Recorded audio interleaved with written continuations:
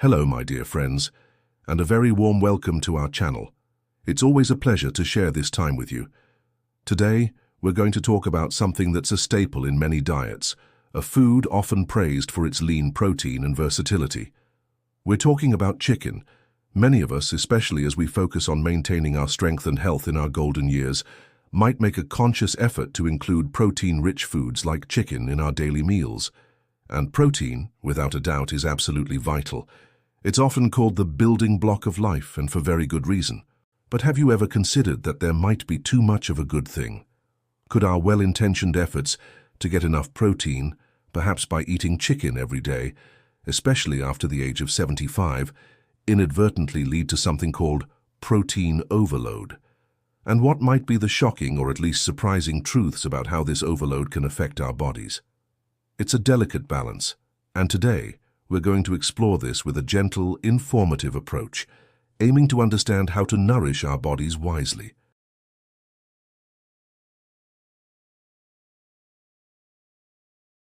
They are crucial for making enzymes, which are the catalysts for virtually all biochemical reactions in our bodies, from digesting our food to creating energy. Hormones, those vital chemical messengers that regulate so many bodily functions, are also often made of proteins. Our immune system relies heavily on proteins to create antibodies that fight off infections. Proteins also play a role in transporting nutrients and oxygen throughout our bodies. So yes, getting enough protein is incredibly important, especially as we age, to help prevent muscle loss, sarcopenia, support bone health, and maintain overall vitality. There's no question about its importance. However, the conversation often focuses on getting enough protein and less frequently on the potential pitfalls of getting too much, especially for older adults whose bodies might process nutrients differently than when they were younger. This brings us to our focus, daily chicken consumption and its potential link to protein overload. Chicken is a fantastic source of high-quality, complete protein. It's relatively lean, especially if you choose skinless breast meat, and it's packed with essential amino acids. Many health-conscious seniors incorporate chicken into their meals regularly, perhaps having it for lunch and dinner, believing they are making a very healthy choice, and in moderation it absolutely can be. The issue of protein overload arises when the total daily intake of protein from all sources, not just chicken but also other meats, fish, eggs, dairy, legumes, and even some grains and vegetables, consistently exceeds what the body actually needs or can comfortably process. If someone is eating a significant portion of chicken at multiple meals every day and also consuming other protein-rich foods, their total protein intake could easily surpass the optimal range. Why is this a particular concern after 75? As we age, our kidney function may naturally decline. Our kidneys are the primary organs responsible for filtering waste products from our blood, including the byproducts of protein metabolism, such as urea. If the kidneys are already working a bit less efficiently, a very high protein intake can put extra strain on them, forcing them to work harder to excrete these waste products. Over time, this sustained extra burden could potentially accelerate a decline in kidney function, especially in individuals who already have some underlying kidney issues, which are not uncommon in older adults. Furthermore, very high protein diets can sometimes lead to other imbalances. For instance, some studies suggest that excessive animal protein intake might increase the excretion of calcium in the urine, which could potentially have implications for bone health in the long run if calcium intake isn't adequate. A bit of an irony, as we often eat protein to support bone health. High protein intake can also sometimes lead to dehydration if fluid intake isn't increased, because the kidneys need more water to excrete the extra nitrogen waste. So, while chicken itself is a healthy food, the pattern of daily large quantity consumption, especially if it's part of an overall very high protein diet, is what we need to examine. It's not about demonizing chicken, but about understanding the principle of balance and moderation, particularly in the context of our changing physiology as we age. Our bodies are incredibly intelligent and often send us signals when things are out of balance. Protein overload is no exception.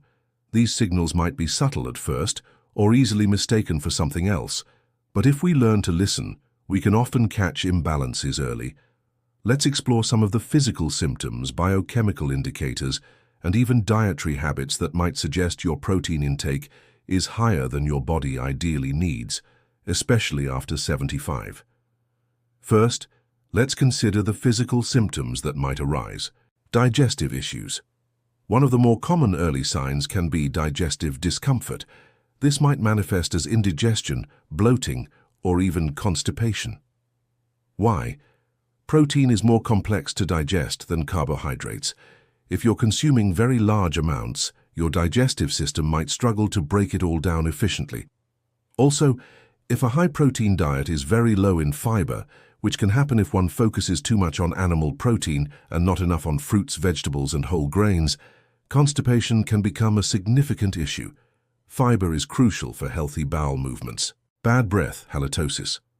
This might seem like an odd one, but persistent bad breath that isn't related to poor dental hygiene can sometimes be a sign of a state called ketosis, which can occur on very high-protein, very low-carbohydrate diets. When the body breaks down fat and protein for energy in the absence of sufficient carbs, it produces ketones, some of which can be released through the breath, giving it a distinct, often unpleasant, fruity or acetone-like odor. Unexplained fatigue or brain fog. While adequate protein is needed for energy, excessive protein, especially if it's putting a strain on your kidneys or leading to dehydration, can paradoxically leave you feeling tired, sluggish, or experiencing a bit of brain fog. Your body might be working overtime to process the excess and eliminate waste products, diverting energy from other functions. Changes in mood or irritability. While less direct, some people report feeling more irritable or experiencing mood swings when their diet is significantly imbalanced, including with very high protein intake, especially if it's at the expense of other important nutrients or leading to uncomfortable physical symptoms. Next, there are biochemical indicators that can be checked through blood and urine tests, usually as part of a regular checkup or if your doctor suspects an issue. Elevated blood urea nitrogen, BOMN. Urea is a waste product formed in the liver when protein is metabolized. It's then filtered out by the kidneys and excreted in urine. A high BUN level can indicate that your kidneys are working harder to excrete urea, which can be a result of a very high protein diet. It can also be a sign of dehydration or underlying kidney disease, so it's an indicator that needs to be interpreted by a doctor in the context of your overall health. Creatinine levels and glomerular filtration rate, GFR. Creatinine is another waste product, primarily from muscle metabolism, that is filtered by the kidneys. While high-protein diets don't directly raise creatinine as much as BUN, doctors often look at creatinine levels along with BUN and use them to calculate your GFR, which is a measure of how well your kidneys are filtering waste. A consistently high protein load in someone with already compromised kidney function could potentially contribute to a worsening GFR over time. Urine tests. Urine tests can also provide clues. For example, high levels of protein in the urine, proteinuria, can be a sign of kidney damage, although this isn't directly caused by high dietary protein in healthy kidneys, but a high load might unmask or worsen an existing issue. Urine-specific gravity can indicate hydration status. Finally, paying attention to your diet and lifestyle habits can also provide strong clues. Keeping a food diary. If you're concerned about your protein intake, try keeping a detailed food diary for a week or two, noting everything you eat and drink. Then, you can use online tools or apps or consult with a nutritionist to get an estimate of your actual daily protein intake.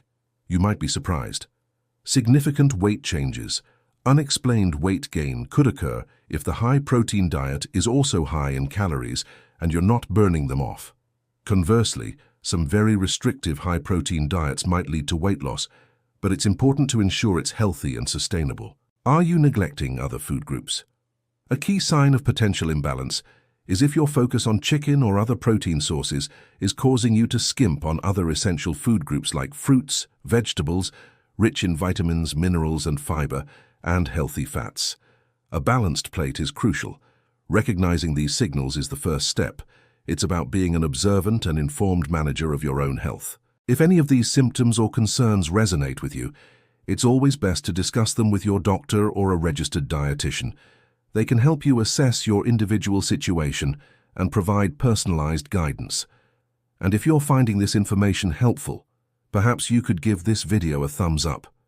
It helps us reach more people who might benefit. If you suspect you might be consuming too much protein, or if your doctor has indicated that your intake is higher than ideal for your health status, the good news is that there are several practical and effective steps you can take to address this and bring your body back into a healthier balance. It's not about drastic measures, but about thoughtful adjustments. First and foremost, ensure you are adequately hydrated by increasing your water intake. This is perhaps one of the simplest yet most impactful things you can do, especially if you have a high protein intake. As we've discussed, your kidneys need sufficient water to efficiently flush out the waste products of protein metabolism, like urea. If you're dehydrated, these waste products can become more concentrated, putting more strain on your kidneys. How much water? The old adage of 8 glasses a day is a general guideline, but individual needs can vary based on activity level, climate, and overall health. For older adults, it's often recommended to aim for at least 1.5 to 2 liters, about 6 to 8 cups, of fluids per day, primarily from water. If you are on a higher protein diet, you might need even more. Tips for staying hydrated. Keep a water bottle with you and sip throughout the day. Don't wait until you feel thirsty, as thirst can be a less reliable indicator of hydration status as we age. Include water-rich foods in your diet, like fruits and vegetables. Herbal teas, unsweetened, can also contribute to your fluid intake. If you find plain water unappealing, try adding a squeeze of lemon or a few cucumber slices. Next, focus on achieving a more balanced diet. This means not just looking at protein, but ensuring you're getting a good variety of nutrients from all food groups. Diversify your protein sources. While chicken is a good protein, don't rely on it exclusively. Incorporate a variety of other protein sources like fish, especially fatty fish rich in omega-3s like salmon, eggs, dairy products, milk, yogurt, cheese. Choose lower fat options if appropriate. Legumes, beans, lentils, chickpeas, tofu, and even nuts and seeds in moderation. Each of these offers a different profile of nutrients. Portion control for protein. Be mindful of portion sizes. A serving of meat or fish is generally about 3 to 4 ounces, which is roughly the size of a deck of cards or the palm of your hand. You don't necessarily need a huge slab of chicken at every meal. Load up on fruits and vegetables. Aim to fill at least half your plate with colorful fruits and vegetables at every meal. They are packed with essential vitamins, minerals, antioxidants, and, importantly, fiber. Fiber aids digestion, helps you feel full, and supports overall gut health. Include whole grains. Choose whole grains like oats, brown rice, quinoa, and whole wheat bread over refined grains. They provide sustained energy and more fiber. Don't forget healthy fats. Include sources of healthy fats like avocados, nuts, seeds, and olive oil. These are important for hormone production, vitamin absorption, and overall health. A registered dietitian can be an invaluable resource in helping you create a balanced meal plan that meets your specific nutritional needs without overloading on protein. Incorporate regular, moderate exercise into your routine. Physical activity can help your body utilize nutrients more effectively, including protein for muscle repair and maintenance. It also supports overall metabolic health and kidney function. What kind of exercise? A combination of aerobic exercise, like brisk walking, swimming, or cycling, strength training, using light weights or resistance bands, and flexibility, balance exercises, like Tai Chi or gentle yoga, is ideal for seniors. How much? Aim for at least 150 minutes of moderate intensity aerobic activity per week, plus muscle strengthening activities on 2 or more days a week, as recommended by most health guidelines for older adults. Always consult your doctor before starting a new exercise program, especially if you have underlying health conditions. They can help you determine what type and intensity of exercise is safe and appropriate for you. Finally, and this is crucial, maintain regular medical checkups. Your doctor can monitor your kidney function through blood and urine tests, like BUN, creatinine, GFR, and assess your overall health status. What to expect? During a checkup, be open with your doctor about your diet, including your protein intake, and any symptoms you might be experiencing. Frequency. The frequency of checkups will depend on your age and overall health, but generally, an annual checkup is recommended for seniors, and more frequently if you have chronic conditions like diabetes or kidney disease. Specific tests. Ask your doctor if specific tests for kidney function are part of your regular panel and discuss your results with them. By taking these proactive steps, staying hydrated, balancing your diet, exercising regularly, and having regular checkups, you can effectively manage your protein intake, reduce the strain on your kidneys, and support your overall health and well-being for many years to come. Remember, it's about finding that sweet spot of just right when it comes to protein. So, my dear friends, as we draw this thoughtful discussion to a close, what are the key insights we want to carry forward about protein, daily chicken consumption, and our health after 75? We've affirmed that protein is indeed a cornerstone of life, essential for maintaining our strength, repairing our tissues, and supporting countless bodily functions, especially as we age. Chicken, as a lean source of high-quality protein, can certainly be a valuable part of a healthy diet. However, we've also gently explored the often overlooked concept of protein overload, the surprising truth that even a good thing, when consumed in consistent excess, can pose challenges to our bodies. We've seen how a diet very high in protein, perhaps from eating large amounts of chicken daily along with other protein sources, might put an extra strain on our kidneys, potentially lead to digestive discomfort, dehydration, or other subtle imbalances, particularly in older adults whose organ functions might be naturally changing. We've learned to listen to our bodies, to recognize the potential physical signals, and to understand the biochemical markers that can indicate an overload. And most importantly, we've discovered practical, empowering solutions. It's not about eliminating chicken or fearing protein, far from it. It's about embracing balance and moderation. The path to resolving or preventing protein overload lies in simple yet profound lifestyle adjustments, ensuring we drink enough water to support our kidneys, diversifying our protein sources beyond just chicken to include fish, eggs, dairy, and plant-based options, filling our plates with a rainbow of fruits, vegetables, and whole grains, incorporating regular, enjoyable physical activity into our days, and maintaining a close partnership with our healthcare providers through regular checkups. The ultimate message today is one of mindful nutrition and proactive self-care. It's about understanding that our nutritional needs can evolve as we age, and what worked for us in our younger years might need gentle recalibration now. It's about nourishing our bodies with wisdom, ensuring we get all the essential building blocks we need, including protein, but in amounts that support our health without overburdening our systems. I encourage you to reflect on your own dietary habits. Are you getting a good variety of protein sources? Are your portion sizes appropriate? Are you listening to the signals your body sends you?